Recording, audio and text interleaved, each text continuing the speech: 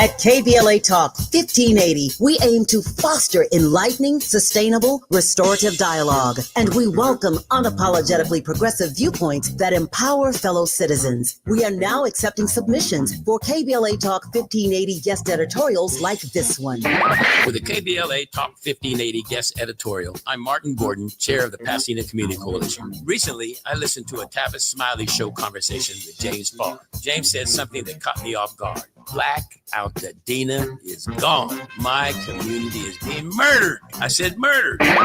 All you have to do is go to our website homepage at KBLA1580.com and click on the icon that says KBLA Guest Editorials to learn more about our editorial standards and content submission guidelines. As long as the topic aligns with our mission, we are happy to review your submission and consider it for broadcast. We can't make any promises, but we want to amplify progressive perspectives that are community-focused and solution-oriented. So go to KBLA1580.com right now to download all the information you need about our guest editorials. At KBLA Talk 1580, we've got your black.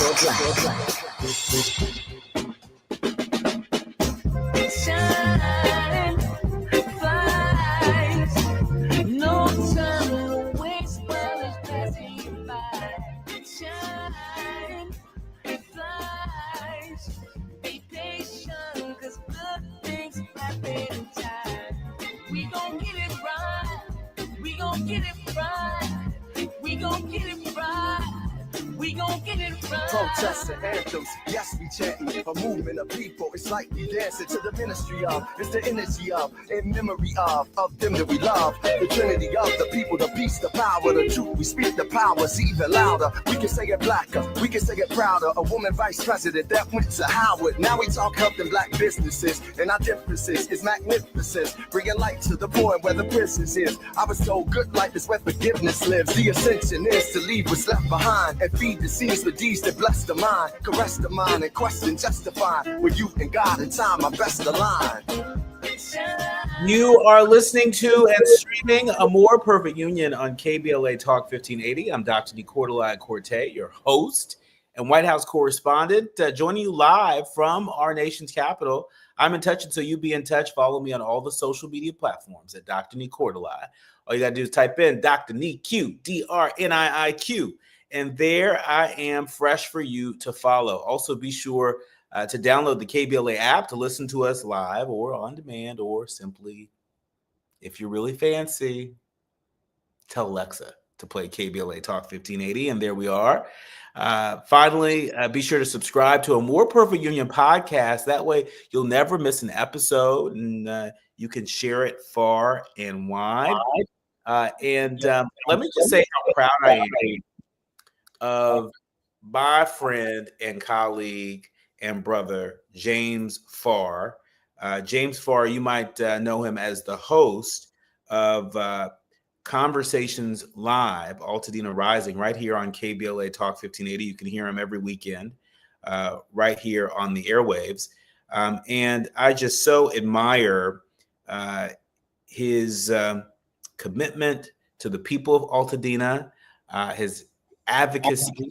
I appreciate the way he really shares the mic with so many leaders out there, leaders on the front lines that are doing everything that they can to make sure that the people of Altadena are not forgotten.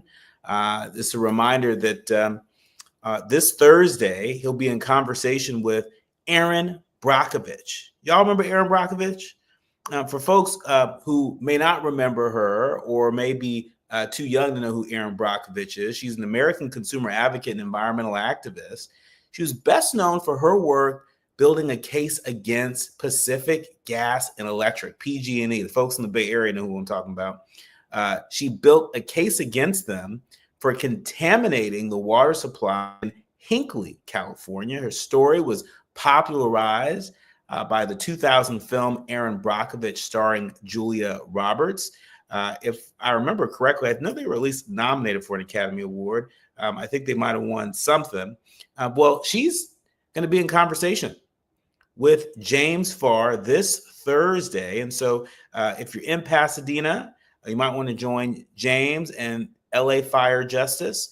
You can go to lafirejustice.com for more information, but it'll be taking place at 221 East Walnut Street, Suite 100 in Pasadena, California, starting at 6 p.m. You also have an opportunity to ask questions. I should say the address is the Salvation Army at 960 East Walnut Street in Pasadena. And so you have an opportunity to be in conversation with James Farr and Aaron Brockovich about soil testing at this soil testing town hall. Run, don't walk to be a part of that. Now it's time for your national news roundup. It's time for you to decide the good, bad, and ugly headlines of the day. If this ain't ugly, it sure is shady. People magazine reporting that Donald Trump moves Barack Obama's White House portrait to a hidden stairwell in another breach of protocol. It seems that President Trump broke the White House precedent to again move former President Barack Obama's official portrait further from public view. Now, White House tradition says that the two most recent presidential portraits should hang prominently on either side of the grand foyer for members of the public to appreciate during tours and events. Since President Biden's White House portrait has not yet been completed, the two most recent portraits are of Obama and George W. Bush. Well, back in April, the president swapped out Obama's portrait with a painting of himself from the day of the July 24th assassination attempt in Butler, Pennsylvania. And at the time, Obama's portrait was moved across the grand foyer to where Bush's painting had been located, and Bush's portrait was relocated to a different part of the White House beside his late father, George H.W. Bush. Now, Obama's portrait has been moved again to a much less desirable location. As of today, a White House official confirmed to People magazine that Obama's portrait was removed entirely from the grand foyer and now rests atop the grand staircase. The stairwell, which leads up to the president's private living area, is off limits to visitors and partially obstructed from public view. Obama's portrait is hung in a corner at the top of the staircase, the furthest point from visitors, and shares a wall with Dwight D. Eisenhower and both Bushes, which are hung lower. What's that about? I mean, to talk about someone living rent-free in your mind and apparently living very close to your residence in the White House. I don't know what that's about, but again, if that's not ugly, it sure is shady. In more encouraging news, NBC News is reporting that a one-size-fits-all pancreatic cancer vaccine, it showed promise in its early trials. I certainly know a number of friends who have lost loved ones to pancreatic cancer. I'm thinking about one of my childhood friends, Andrea, who lived just a few doors down from me, who lost her beloved father, Larry, to pancreatic cancer. When I saw this story, I thought of Andrea and I thought of Larry, and not just them, but the many, many, many Andreas and Larrys across the country and around the world. NBC News reporting that in an early trial, a one-size-fits-all vaccine showed promise in preventing hard-to-treat pancreatic cancers from coming back. Pancreatic cancer is of particular concern. The 5-year survival rate is about 13%, and up to 80% of pancreatic cancers may come back. The vaccine targets one of the most common genetic drivers of cancer. It's called KRAS gene mutations. In case you didn't know, KRAS mutations occur in about 1/4 of all cancers, including as much as 90% of pancreatic cancers and about 40% of colorectal cancers. Their ubiquity makes KRAS mutations a great target for cancer therapies, but the mutations, they've long been considered impossible to target with drugs. Well, to accomplish this, the vaccine uses short chains of amino acids called peptides that teach immune cells to recognize and attack cells with KRAS mutations. Cancer vaccines are, of course, a growing field of research, but many of these vaccines are personalized to the patient. This means that their tumor must be sequenced for a specialized vaccine to be created, and the vaccine is, in this current study, doesn't need to be personalized, available off the shelf. That's huge. That is huge. And so for anybody out there that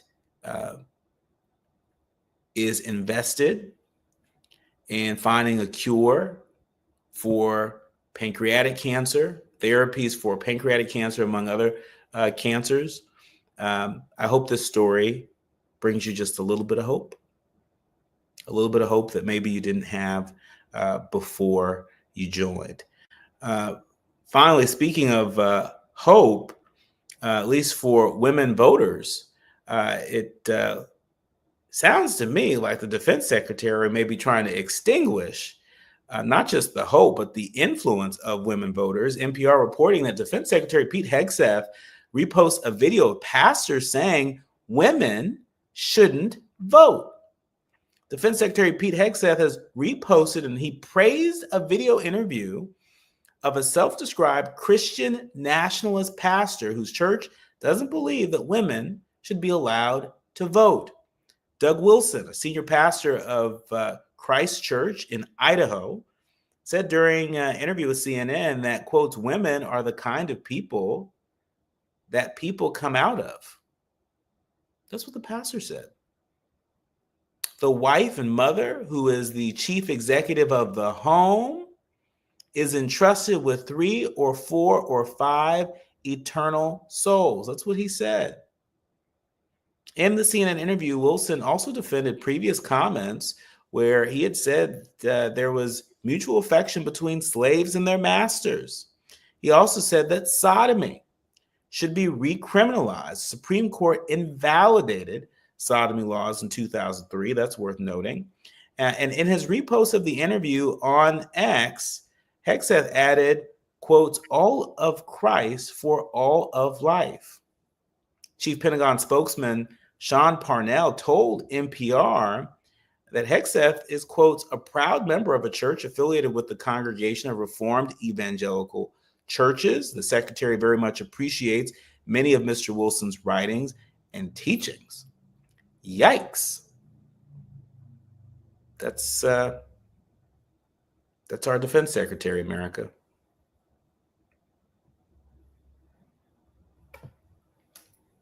Elections have consequences.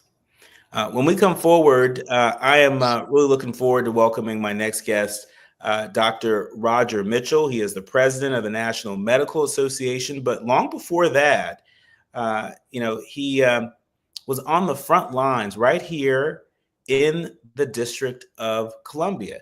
Many of you may not know this, but Mayor Bowser appointed Dr. Roger Mitchell as interim deputy mayor for public safety and justice back in August of 2020. And in his appointment, it also included the role of chief medical officer for the District of Columbia. And so I'm really looking forward to having a conversation with him from a social determinants of health standpoint of what this takeover of local law enforcement here in Washington, D.C., what the far-reaching consequences might be, not just here in D.C., but across the country. We've got the right one for you.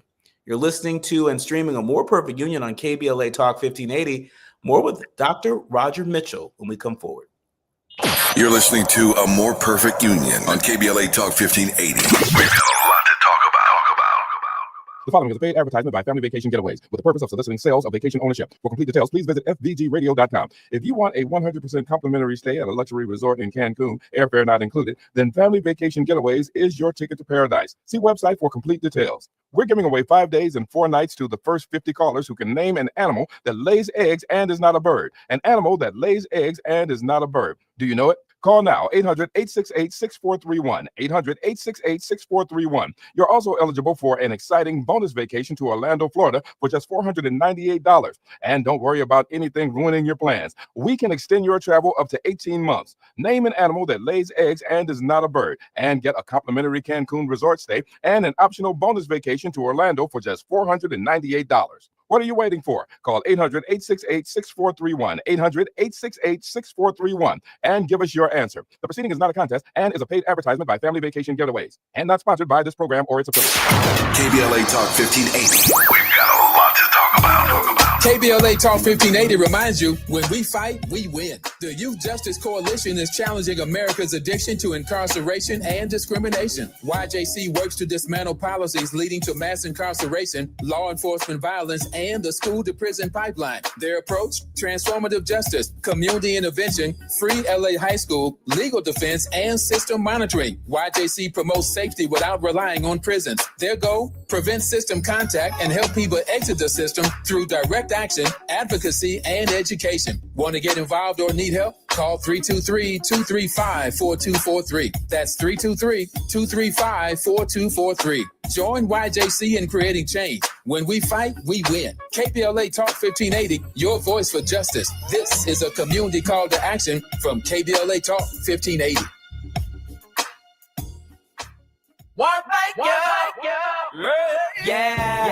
The California Crusader newspaper would like to thank all of our subscribers for their support throughout the years, proudly serving the South Los Angeles and South Bay areas for more than 40 years. The California Crusader is a multicultural, Black-owned, adjudicated newspaper that focuses on providing newsworthy information to the people in our community. We're constantly looking for ways to assist businesses in our community to connect with our subscribers. We provide low-cost, effective ways to promote your business with our reasonable and affordable advertising rates. You can participate by suggesting, sharing, and submitting your stories on the California Crusader newspaper Community Share Facebook group page, or visit our website at cal-cruise-news.com. That's calcruisenews.com. Then click on the Submit Now button located on the top right corner of the homepage, or text CCN to 42828. Again, text CCN to 42828. The California Crusader newspaper, working together to build a better community for our future. Subscribe today. We have no permanent friends or permanent enemies. Only permanent interests as we effort to build a more perfect union. With 2021 after the deadly insurrection. Let me ask you, why take such extreme measures to fight crime now? Well, I think that there is a crime emergency in D.C. And, people say, well, crime is down from last year. Well, so what? Last year, crime was too high. We had the fourth largest, highest homicide rate in the nation. So let's stop, namby-pambying this. What we've got in this great city, and the president has a constitutional obligation to make sure that this city is safe.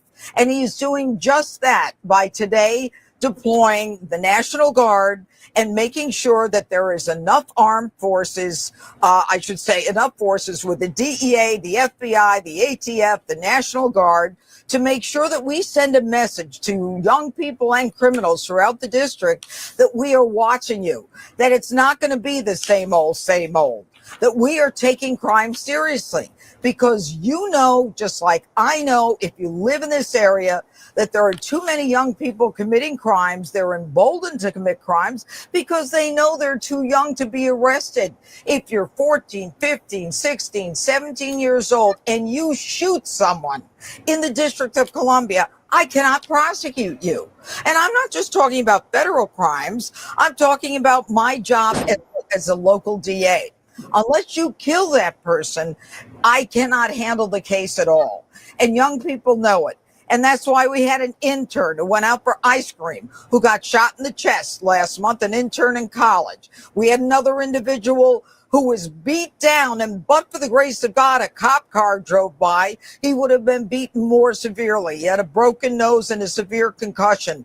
12 and 13-year-old trying to break into the car with a woman in the car that he was trying to protect. And we've got young people in this city. I name them on a bulletin board that I'm happy to show you, who have been murdered with guns, where there isn't even a prosecution because the shooters haven't been found or they're too young. So it's about time we recognize that this is something that is sorely needed. And the decision by the president to restore law and order is one that I would think that most law-abiding citizens in D.C. would be very happy about. You're listening to and streaming A More Perfect Union on KBLA Talk 1580. I'm Dr. Nii-Quartelai. I'm really delighted to welcome to the show again my friend, Dr. Roger A. Mitchell. He is the president of the National Medical Association. But long before that, long before he became president of Howard University Hospital, he served right here in the District of Columbia as the interim deputy mayor for public safety and justice. He was appointed by Mayor Bowser back in August 2020. Dr. Mitchell, thank you for joining us. No, it's my pleasure. And Dr. Cortez, it's great to see you again. It's always great to see you. And I couldn't think of a better person to be in conversation with to give us the historical context of what is happening, what the president is attempting to do. You just heard that soundbite of former Fox host turned U.S. attorney Jeanine Shapiro on with Kira Phillips on ABC. What's your reaction to this narrative that we hear coming out of the White House that somehow DC crime is out of control and, you know, the president is taking decisive action on behalf of the public safety of the people? Well, it's hyperbole. I mean, it's absolute ridiculous to suggest that our city requires an emergency action. It's absolutely, for someone who lives in the city. I've been living in the city now for the last 11 years. I raised my children in this city. I live in Northeast Washington, D.C.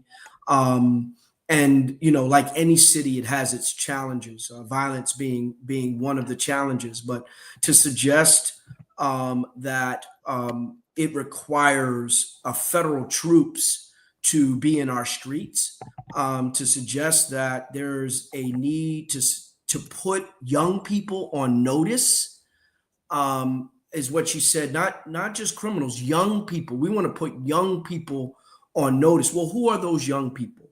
Young Black men are we putting on notice? I'm trying to understand how we can suggest when there was resources for violence prevention. Violence prevention is a public health issue. As much as it's a criminal justice issue, it's a public health issue.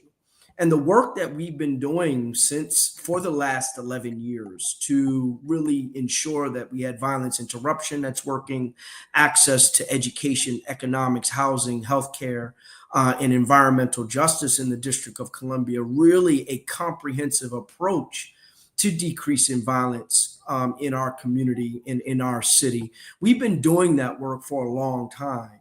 And so to suggest that now there is a crisis, violence is an issue. There's no doubt about it. We need to be working towards improving violence in our community and crime in our community. But the mere just deterrent and the over policing of communities is not the way to do that. And so this is a problem because Black and brown cities like ours, they're all over the country. And so we worry about when we take this type of overreach into communities that are doing the right things to decrease violence, are seeing a decrease in violence. And let me say this, Dr. Cortez, any individual that has been shot or harmed or injured or a victim of crime, that's one too many. And so we don't make excuses for the crime in our city. But what we are saying, or what I am saying as a resident of this city, of this great city, this beautiful city, the city with probably the safest metro system in the country, what I'm saying is that we haven't called for federal troops. We haven't called for that. And so to impinge upon that and call it an emergency is worrisome at best.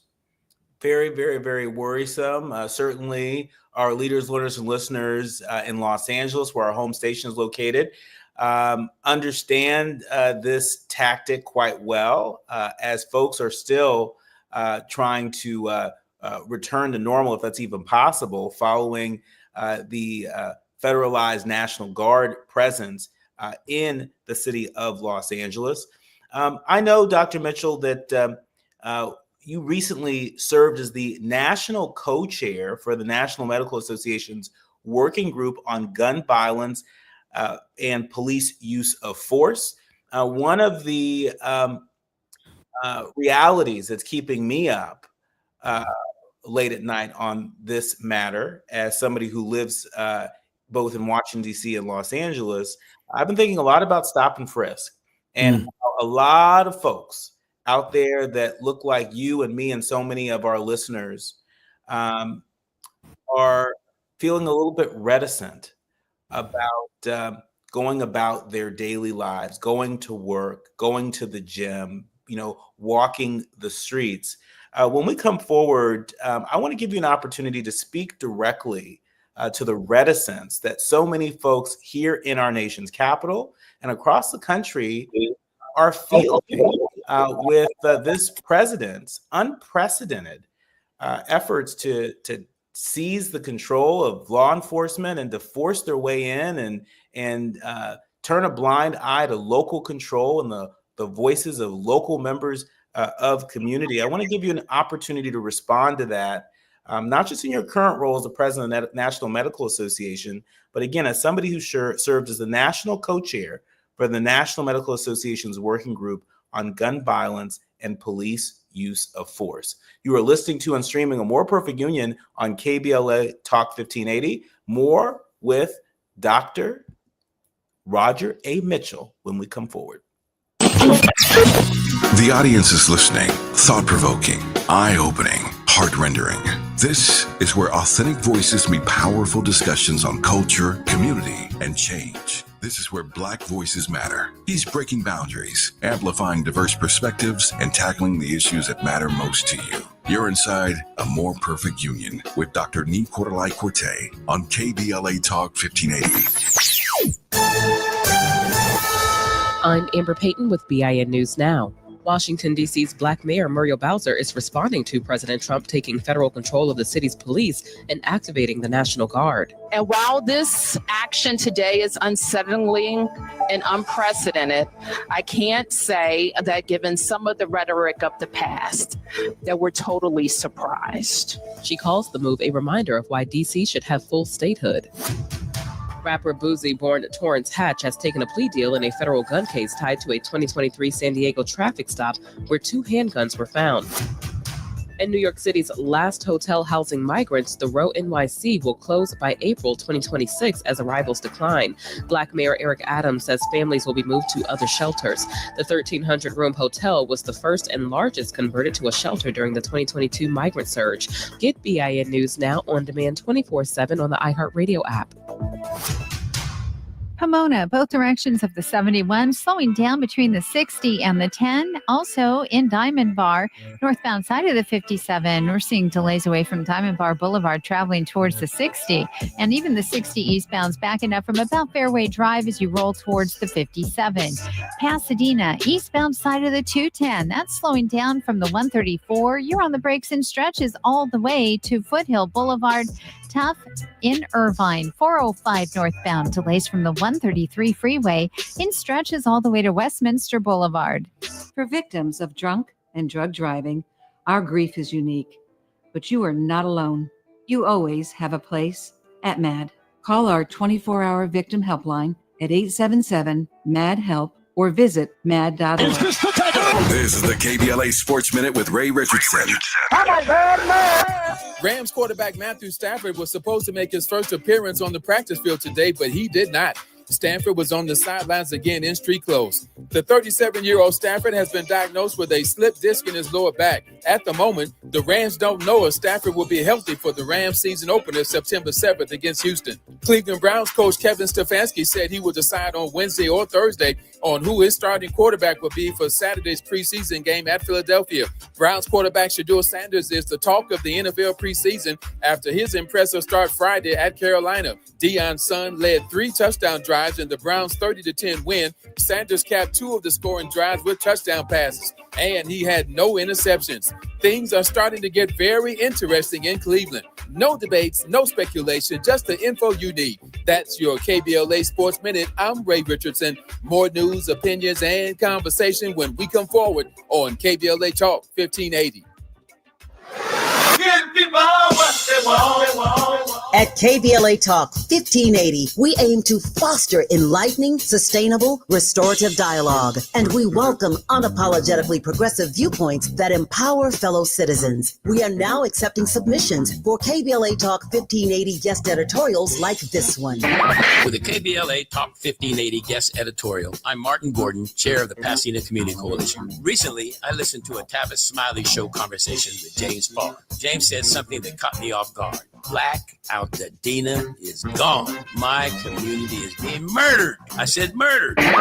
All you have to do is go to our website homepage at KBLA1580.com and click on the icon that says KBLA Guest Editorials to learn more about our editorial standards and content submission guidelines. As long as the topic aligns with our mission, we are happy to review your submission and consider it for broadcast. We can't make any promises, but we want to amplify progressive perspectives that are community-focused and solution-oriented. So go to KBLA1580.com right now to download all the information you need about our guest editorials. At KBLA Talk 1580, we've got your back.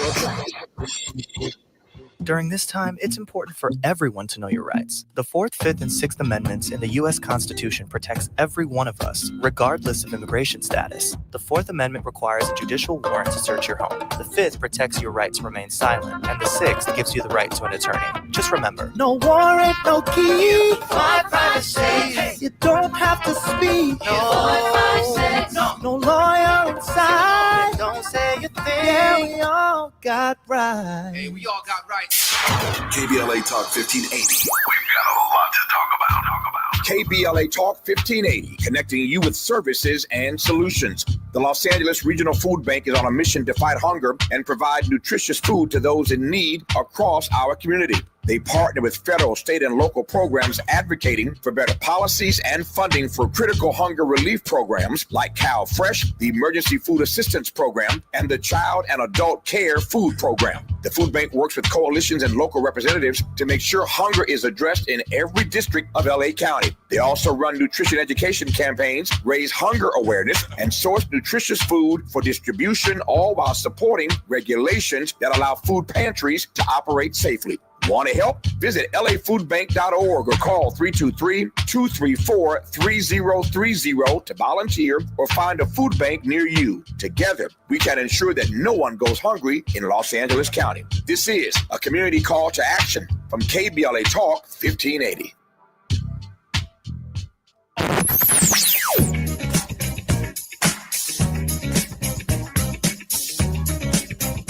This is KBLA Talk 1580. Talk radio. That's music to your ears. We're unapologetically progressive. KBLA Talk 1580. Hit me! National news of consequence, informed opinion, and analysis beyond the headlines. You're listening to A More Perfect Union on KBLA Talk 1580. You are listening to and streaming A More Perfect Union on KBLA Talk 1580. We are live here in the nation's capital with Dr. Roger Mitchell. He is the president of the National Medical Association. But long before that, he served right here in Washington, D.C. as the interim deputy mayor for public safety and justice. What we are witnessing today with the announcement of President Trump, his executive order basically saying that he'll place the DC police under federal control. We have seen this tactic employed with the National Guard in the city of Los Angeles, and I'm sure we'll see it employed in so many other cities across the country.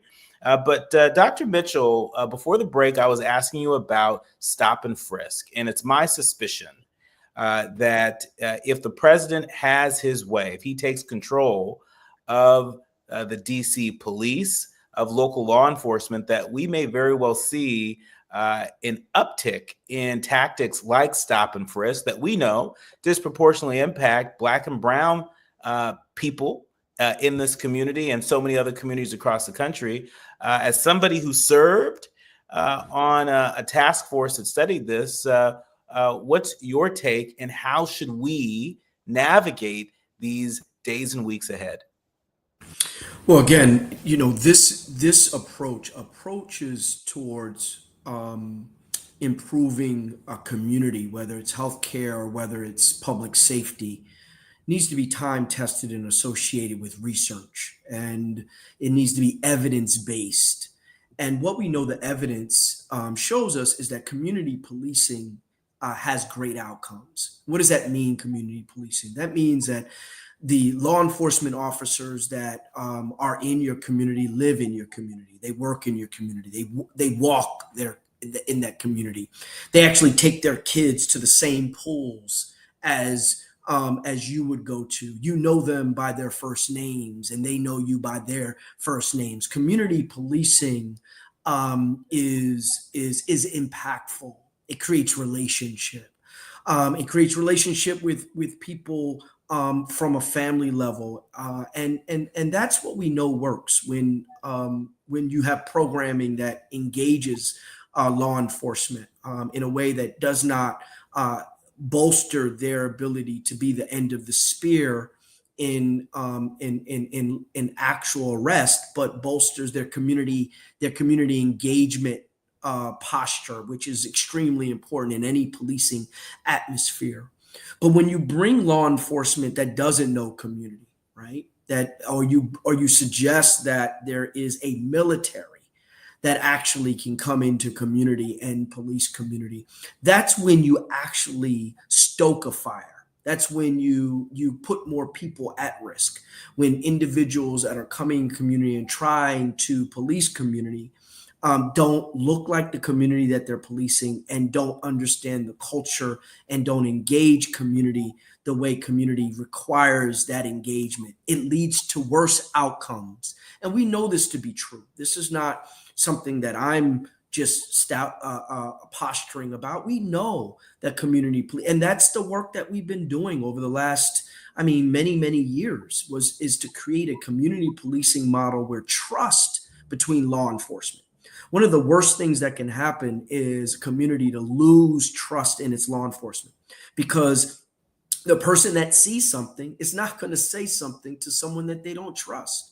And so you lose the ability to capture leads, to do the things that you need to do in order to bring justice to a family that may have suffered a loss or may have suffered from a crime. But when individuals come from outside, then the likelihood that you'll get individuals to support that outside force is a low likelihood. And this is very similar to the Medicaid piece. It is a very lazy way of doing the work. Cutting individuals out of Medicaid to decrease cost is like sending troops or sending law enforcement into communities to police those communities and suggesting that's going to decrease violence. It just doesn't work like that. There needs to be more investment. There needs to be more work in the social determinants of health, in where we live, love, work, play, and have our being. Those are where the solutions lies. That's why Baltimore is seeing a historic low in violence. That's why we've seen in the District of Columbia 26% decrease and a 12% in homicide, is because of the constant work that's being done to serve community, to serve families. That's how you decrease violence in community and crime in community. I just want to put a finer point on that, because for folks who may not be paying attention to the facts and may be paying a bit more attention to the rhetoric that we're hearing out of the White House, from the highest office of the land, suggesting that DC is crime ridden, and the public safety hazard in this city has risen to a level where it's necessary for the federal government to take control of local law enforcement. That just couldn't be further from my experience as a resident of Washington, D.C. It is not far from your experience as a resident of Washington, D.C. I think you live in Ward 5. I live in Ward 7 of the nation's capital. I'm right there. I'm your neighbor. I'm in Ward 7 as well. All right. So, I mean, so we're neighbors, and what you're hearing coming out of the White House, that just doesn't jive with what our experience here is in Washington, D.C. I want to ask you, as somebody who has served in government, what do you make of the rollout of this? Federal officials are at this hour still working out many of the operational details of the president's plan that was announced just this afternoon, as reported by the New York Times. Even though a small group of agents have been conducting limited patrols over the weekend, what do you make of such a grand announcement that has sent such a chilling effect across DC and across the country, minus the details to actually implement it? The answer's in the question. I mean, I think that it's a bit of a grandstanding type of approach to this. It sensationalizes without true fact or detail, and quite frankly, it's not collaborative, and it creates an environment where there is worry about what the impact is on community walking in the street. What's the impact on my boys, right? I have two sons. One is 18 and one is 22. And I have a 22-year-old that walks to work every single day. He walks in a way that, and he teaches young kids, 6 years old and beyond. He goes to a rec center.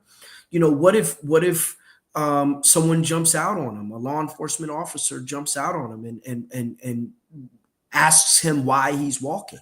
I mean, those days of having to show your freedom papers by walking down the street, those days are being tried. It's an attempt to bring back those days, right? Where the mere thought of law enforcement creates fear. And that shouldn't be the case. Quite frankly, the Black community has been one community, quite frankly, that has been the most conservative community and has often supported law enforcement being in their community. As long as that law enforcement sees our communities as their own community and does not create animosity towards each other and truly loves the community that they serve, we embrace that type of safety, because we know that there's elements in all of the United States that fosters violence, not just Black communities, but what this.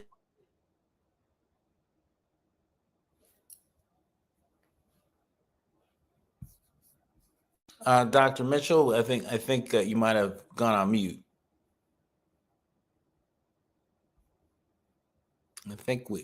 So while Dr. Mitchell is getting off mute, in our remaining minutes, I want to ask you about another thing that's been reported again by the New York Times. They've said that the effort that the president envisions includes about 500 federal law enforcement officers drawn from a host of agencies that operate in Washington to be used for some version of patrol to support roles of local police. That figure includes roughly 120 FBI agents and about 50 deputy U.S. Marshals, as well as agents from the Drug Enforcement Administration and the Bureau of Alcohol, Tobacco, Firearms, and Explosives.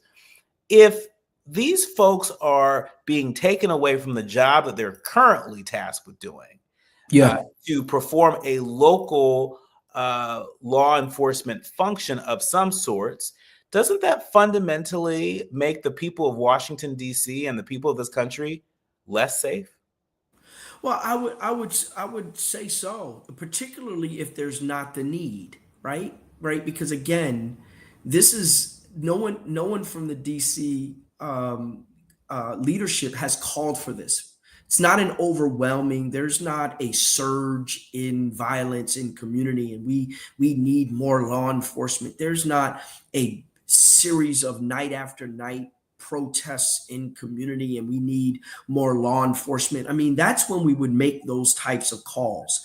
You know, it's not a January 6th type of environment where people are storming the Capitol and the Metropolitan Police Department can't and Capitol Police can't handle, you know, people that are coming in to the Capitol, breaking windows and injuring law enforcement. We need that type of support. That's not what's happening here. And so you worry about the chilling effect of taking other law enforcement agencies and bringing them to the city to do what? To go into Ward 7 and Ward 8, to walk down the streets with AK-47s, to suggest that communities where there is some level of increased violence, now we feel safer because there's a occupation of our community. That is the opposite of what we need in our city. It's the opposite of what leads to better public health outcomes when it comes to violence. And that's what's concerning for me, not just that this can happen in Washington, D.C., but it can happen in other major cities if there is, you know, a single person that dies. And I'm not discounting the single person that dies. And it doesn't require a federalization of a community when an individual dies. It does not demand that. And that's what I worry about, that this is an overreach. And if it's going to happen to our city, and we're low-hanging fruit, you know, we're not a state. We don't have a senator. We don't have a congressional vote.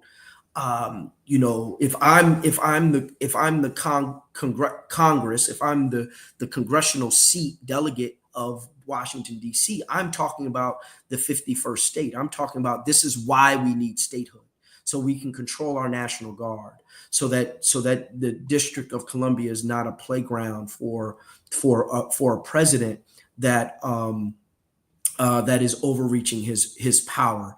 And so we worry about that, and we worry about it. I mean, I'm so worried about it, not only from a theoretical standpoint, but from a personal standpoint, because I have 3 children that live and work and play in this city, and I don't want to see them harmed because law enforcement is expanded in a way that doesn't take their lives into consideration. Well, we don't want to see anyone harmed, including your kids and so many of the kids of our leaders, learners, and listeners and beyond. We look forward to having you back on to help us, again, separate the fact from the fiction as somebody who has been on the front line serving the nation's capital and more importantly, keeping the nation's capital safe. You know, we believe that you have a very important voice and perspective in this conversation. And so let's continue the conversation in the days and weeks ahead. Our thanks to Dr. Roger A. Mitchell Jr. He's the president of the National Medical Association. He also happens to be president of Howard University Hospital, and he's the former interim deputy mayor of public safety and justice right here in the nation's capital. Thank you, Dr. Mitchell. Well, it's great to have it. And more information, you go on to www.nmanet.org, and you can get more about the National Medical Association. You're listening to and streaming A More Perfect Union on KBLA Talk 1580, the quiet part out loud when we come forward. Striving to make America a nation as good as its promise. This is A More Perfect Union on KBLA Talk 1580. We've got a lot to talk about. Oh no, stomach issues again? Stomach issues? Who are you? Your pancreas. I could be the real reason for your diarrhea, gas, bloating, stomach pain, or loose oily stools. I thought it was my stomach. People often do, but any of these symptoms could mean having a condition called exocrine pancreatic insufficiency, or EPI. With EPI, the pancreas doesn't release enough enzymes to break down food, but EPI is manageable. Use the symptom checker on identifyepi.com and speak with your doctor. That's identifyepi.com. Sponsored by AbbVie. An official message from Medicare. I turned 65 this year. I knew it was time to figure out Medicare, and I had questions, like when to enroll and how to enroll. So I went straight to the official source, Medicare.gov, to get the facts about Medicare. I found answers to all my questions, and I'm ready to get started. And so can you. Just go to Medicare.gov to get the real facts about Medicare. Paid for by the U.S. Department of Health and Human Services. If you're an adult in need of an accredited high school diploma, the Los Angeles Public Library can help. You could earn one for free in as few as 5 months, online with 24/7 access. You also get a personal academic coach, plus special training focused on 9 in-demand industries, as well as a resume and cover letter to advance your career. Visit the website at lapl.org/diploma. That's lapl.org/diploma. KBLA Talk 1580. We've got a lot to talk about. KBLA Talk 1580, connecting you with services and solutions. The Autopsy Initiative provides a second autopsy free of charge for victims' families who have lost their loved ones due to a police-related death. The services offered through the initiative include the completion of a second autopsy, disclosure of preliminary findings, and a final autopsy report. A police-related death is when an individual is harmed by police officers using deadly force, which results in an individual's death. Police-related death includes in-custody deaths, including those that arise during contact with law enforcement officers during arrest, pursuit, booking, transport, or incarceration. The Autopsy Initiative has a team of board-certified pathologists on call. An autopsy request may be completed by anyone with a close relationship with the victim, which may include the victim's spouse, partner, relative, close friend, or lawyer. To request a free second autopsy for a victim of police violence, please visit knowyourrightscamp.com. That's knowyourrightscamp.com. Then click on Autopsy, then click on Request. At KBLA, we believe in justice for victims of police violence. We say their names, and we don't black down. This is a community call to action from KBLA Talk 1580. Notable journalists, industry leaders, lawmakers, change makers, tastemakers, and you, working to build a more perfect union on KBLA Talk 1580.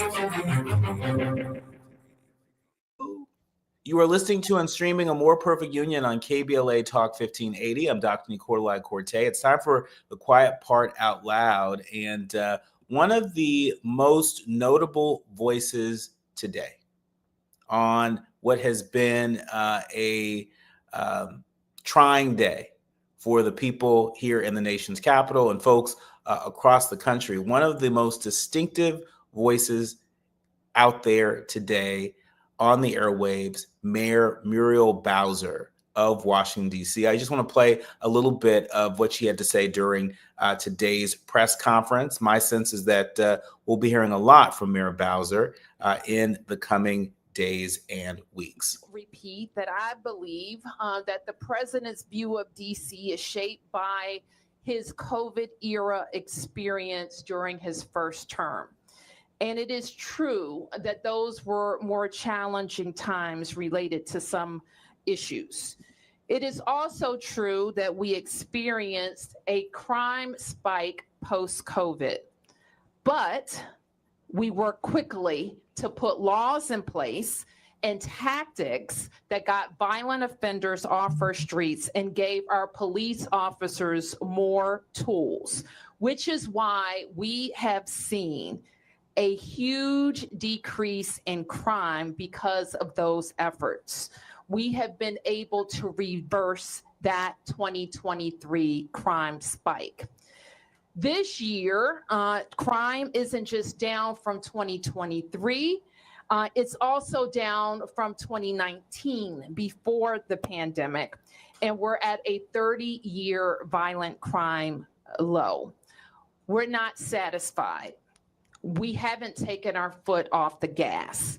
and we continue to look for ways to make our city safer. We know, however, as most have heard from the president's press conference, that he has prerogatives in DC unlike anywhere else in the country, including his authority given by our home rule charter to require the mayor, to require me to supply services of the Metropolitan Police Department. And he also has control and the ability to deploy the National Guard. But let me be clear, as our home rule charter is also clear, and the president's executive order restates. Chief Pamela Smith is the chief of the Metropolitan Police Department, and its 3,100 members work under her direction. The Home Rule Charter requires the mayor to provide the services of MPD during special conditions of an emergency, and we will follow the law. Though there's a question about the subjectivity of that declaration. In fact, the chief has already provided a high-level liaison and point of contact with the federal government and made those initial contacts. That was just a little bit of what we heard from Muriel Bowser today during a press conference. This story has legs. This will continue to be, I think, one of the biggest stories of the year. What happens, where things go is anybody's guess, but we're going to stay on it because there's a lot on the line for not just Washington, D.C., but cities across the country. If the president is successful in doing this here in D.C., there's no question that we will see sequel after sequel after sequel again and again and again. We'll have to leave it here. My thanks to the entire village. Helps us produce a more perfect union each and every day. Our executive producer, Tavis Smiley, our sound engineer, Brother Andy, to our show producers, Faraji and Art and Journey, and to each and every one of you, all of our leaders, learners, and listeners. We curate the show every day with you in mind. Remember, don't panic, organize. Do what you can from where you are with what you have, but by all means, do something. I'm Dr. Nii-Quartelai Corte. You've been listening to and streaming A More Perfect Union on KBLA Talk 1580. Protest. Governor Gavin Newsom and Black Los Angeles Mayor Karen Bass called it unlawful. We have had no problems for weeks, so why were they here? California wants control of the troops returned. Sean Diddy Combs' lawyers want his time in custody credited toward his sentence.